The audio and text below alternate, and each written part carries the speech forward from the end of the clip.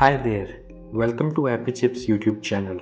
I am Ambajan and today we will learn how to install this app on Mac using Homebrew, which is also popularly known as simply Brew. But before we get started, let me answer some frequently asked questions first. To start with, what does a package manager like Homebrew does? Well, a package manager lets you install, uninstall or repair apps on your Mac. A package manager is very similar to App Store on macOS or Microsoft Store on Windows operating systems, except that a package manager uses commands that you type on Mac terminal to install or uninstall different programs. Some of the popular package managers for Mac include Homebrew, Nix, and Macports. And if you are coming from a Linux background, you will feel at home with Homebrew, especially if you have used package managers like apt, pacman, yum, etc. on Linux based operating systems. Next up, is it safe to install the Mac apps via Homebrew? Short answer, yes. In fact, Homebrew is the most popular and thus most widely used package manager on macOS. Moreover, Homebrew is a non-profit member of Software Freedom Conservancy Foundation, also known as SFC Foundation. Many other open source projects like Git, BusyBox, Samba, Wine are all part of this Software Freedom Conservancy organization.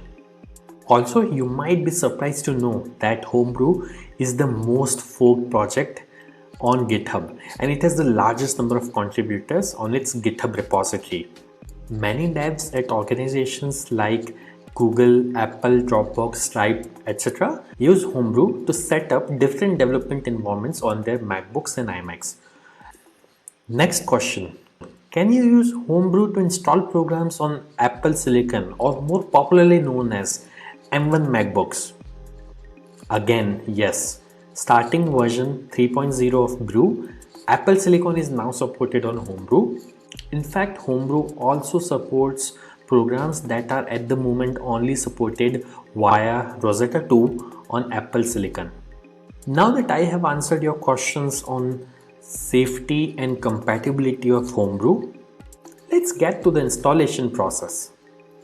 Before we can install anything using Brew, we need to install the package manager itself, that is Homebrew, on your Mac. So let's see now how can we install Brew on Mac. Let me open my Mac here. First, you need to press Command and space on your keyboard. This will open Spotlight Search on your Mac. And then you have to type terminal.app. You will see this terminal app. Simply double click on it to open terminal. Let me maximize this terminal window. Now we need to copy paste the command to install Homebrew from the Brew website. So open your web browser and simply go to the website brew.sh.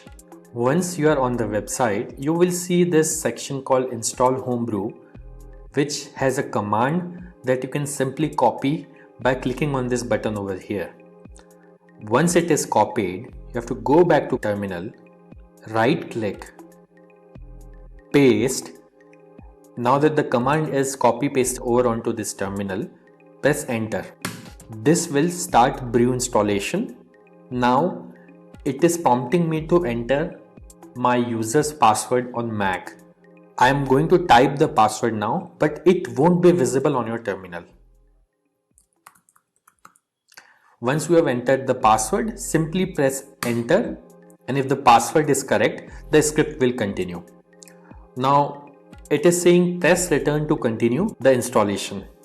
I'll press enter here, and this will start the installation of Homebrew on my Mac. Let's wait for this to finish. As this message here says, installation successful. So that's it. Brew is successfully installed on your Mac now. Now before we proceed, I would like to highlight that Brew collects anonymous usage data via Google Analytics. As you can see on this page, if you want to opt out, you can simply run this command brew analytics off and press enter, which simply disables the anonymous usage data collection on your Mac.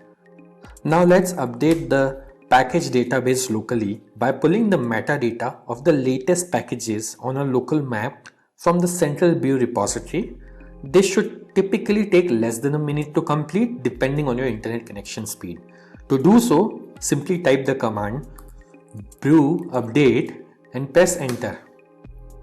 As you can see, my local Brew database is already up to date because I just installed Brew on my system. Now to install the app, let's run the brew install command. Mind you, if during installation, if you're prompted to enter a password, enter your Mac user's password to continue.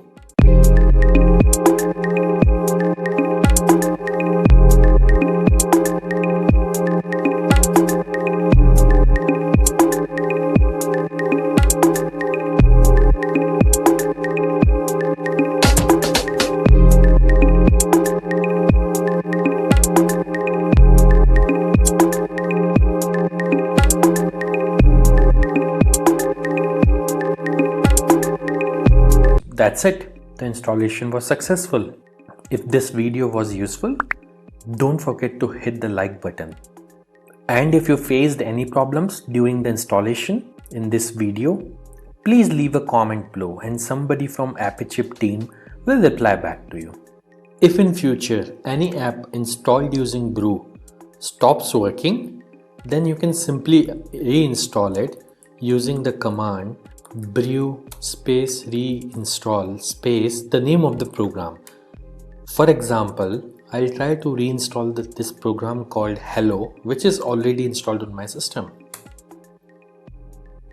As you can see, it is downloading the program and it says reinstalling Hello, and now Hello is successfully installed.